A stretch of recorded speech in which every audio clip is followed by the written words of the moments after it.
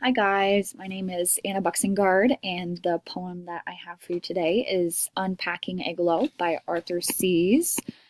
First off, Arthur Sees was born in New York in 1950. He is a second generation Chinese American. He's written 9 poetry books. He's a celebrated Chinese translator, and being a translator has also inspired a piece of writing that he has as well. And he's made many contributions to the art of poetry. But from these things, what I really want to focus on is his cultural background. Like I had said before, he is Chinese American. And when looking more into Chinese culture, you see that the Chinese are very appreciative of nature. They see it as even sacred a lot of times. And Sees incorporates these appreciations for nature in a lot of his pieces, especially in this poem in particular. Uh, in Unpacking a Globe, obviously, like I had said before, there's appreciation for nature in it and really just a large observation of the world as a whole around the speaker. There's quite a lot of imagery in this poem and even some application of what the speaker is observing. They apply these things to their life. So, what you should really be keeping an eye out for throughout this poem is imagery, the hidden meanings behind some of these great observations that the speaker makes. And then towards the end, you'll see how the speaker kind of applies some of these observations to their life. And it's kind of a really nice message. So, really look out for that as well, and maybe see if you can even catch it before I speak about it here in this presentation. It's a really great message at the end. So, without further ado, let's get to reading this poem, Unpacking a Globe by Arthur Sees. I gaze at the Pacific and don't expect to ever see the heads on Easter Island, though I guess at sunlight rippling the yellow grasses sloping to shore. Yesterday, a doe ate grass in the orchard. It lifted its ears and stopped eating when it sensed us watching from a glass hallway. In his sleep, a veteran sweats, diffusing a landmine. On the globe, I mark the battle of the Coral Sea. No one frets at that now. A poem can never be too dark. I nod and, staring at the Kenai, hear ice breaking up along an inlet. Yesterday, a coyote trotted across my headlights and turned his head, but didn't break stride. That's how I want to live on this planet, alive to a rabbit at a glass door, and flower where there is no flower. Okay, so how I really want to go about analyzing this poem is just kind of bit by bit. It'll help a lot more. So, in these first few stanzas, uh, we'll read it here first. I gaze at the Pacific and don't expect to ever see the heads on Easter Island, though I guess that sunlight rippling the yellow grasses sloping to shore. So at first, the poem starts out with this beautiful description of the nature around the speaker, and you get this perfect sense of imagery in your head. You can really see and feel exactly where the speaker is at in that moment. And we might even be able to take a guess exactly where the speaker is at because they are describing these heads on Easter Island. So that might give us a good guess on possibly where our speaker is at. Yesterday, a doe ate grass in the orchard. It lifted its ears and stopped eating when it sensed us watching from a glass hallway. So, again, this is a great example of imagery. You can, again, kind of just feel and almost see exactly what the speaker is describing and almost feel like you're there. Obviously, you notice that these stanzas talk about a glass hallway.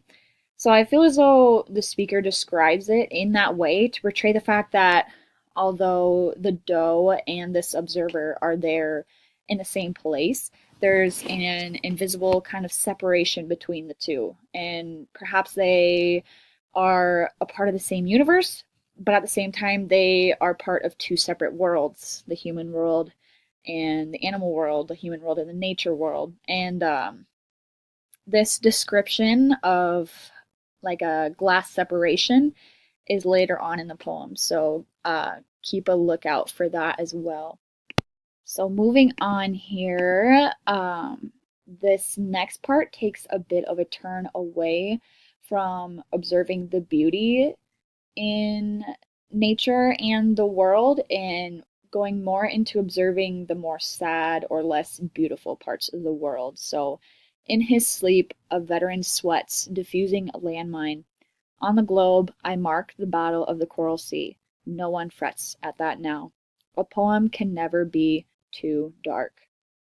So, obviously, we're discussing something that has to do with war, which is clearly a large part of today's society. Um, this veteran who is in his sleep sweating about defusing a landmine, uh, possibly he is suffering from PTSD.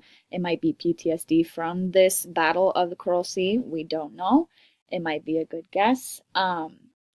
These lines about no one frets at that now and a poem can never be too dark.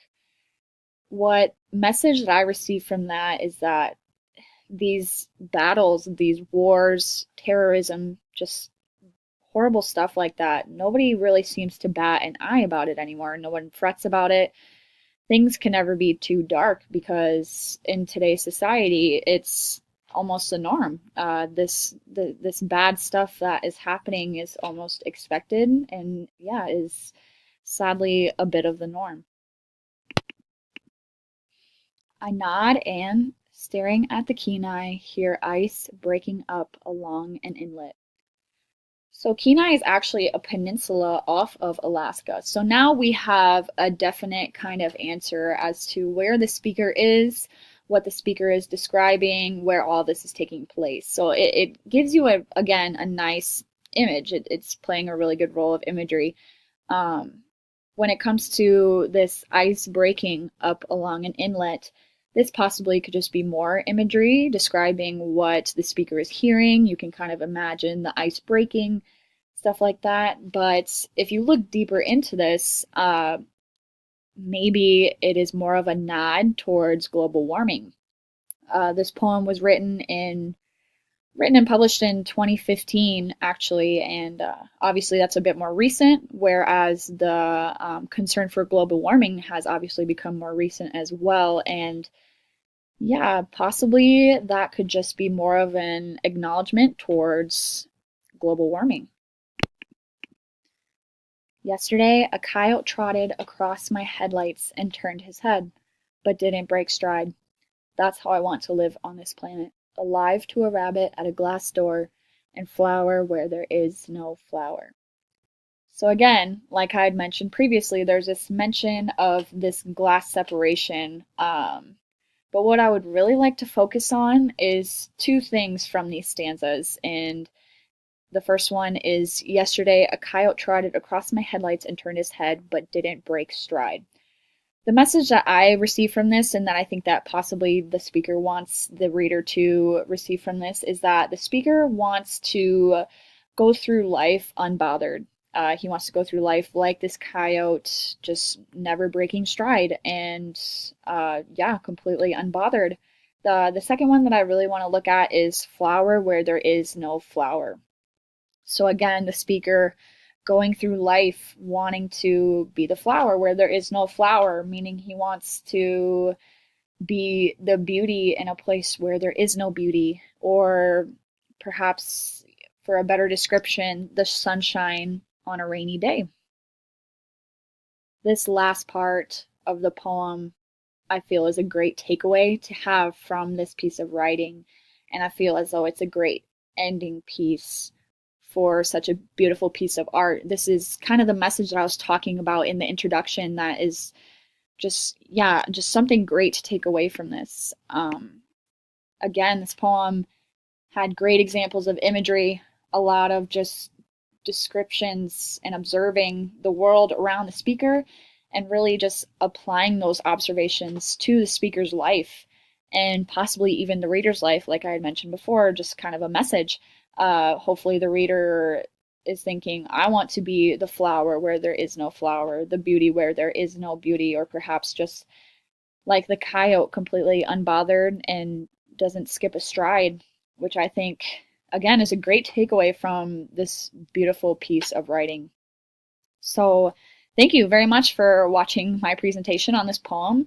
Hopefully, you liked this great piece of writing as much as I did.